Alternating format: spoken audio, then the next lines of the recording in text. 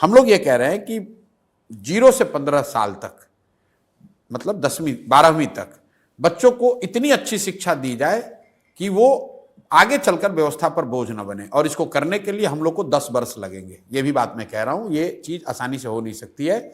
इसको करने में करीब 5 लाख करोड़ रुपया खर्च होगा।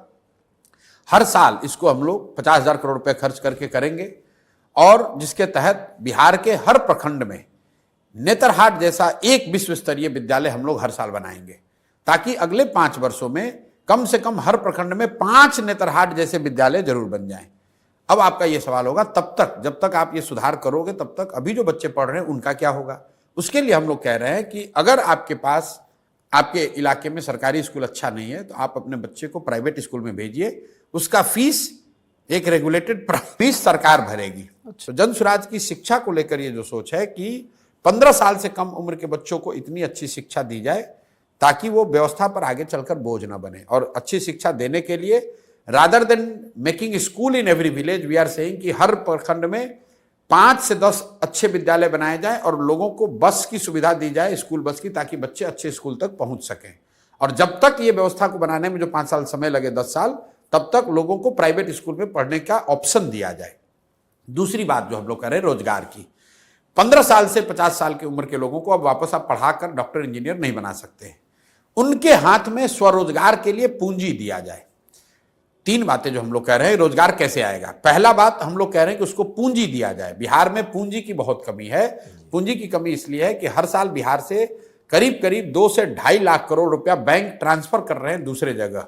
ये बिहार का पैसा है।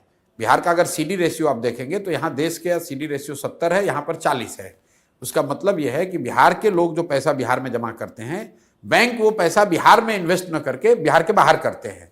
पिछले वर्ष बिहार में 4,21,000 करोड़ रुपया लोगों ने जमा किया बैंकों में। बैंकों ने लोन के तौर पर 1,61,000 करोड़ रुपया वापस दिया। बाकी पैसा कहां गया? बाकी पैसा चला गया गुजरात, कर्नाटक, तमिलनाडु, मध्य प्रदेश, महाराष्ट्र, जहां पर लोगों उद्योग धंधे लगा रहे हैं। तो हम लोग की सोच यह है कि 3 चीज करके यहां रोजगार, स्वरोजगार पैदा किया जा सकता है। पहला, बैंकों के साथ मिलकर काम किया जाए ताकि यहां पूंजी उपलब्ध हो। ये 2 लाख करोड़ रुपया जो बिहार के लोगों का पैसा है जो बाहर जा रहा है वो बिहार में ही रहे। बिहार के लोगों को लोन मिले ताकि लोग अपना घर बनाएं, उद्योग लगाएं, कृषि में काम करें।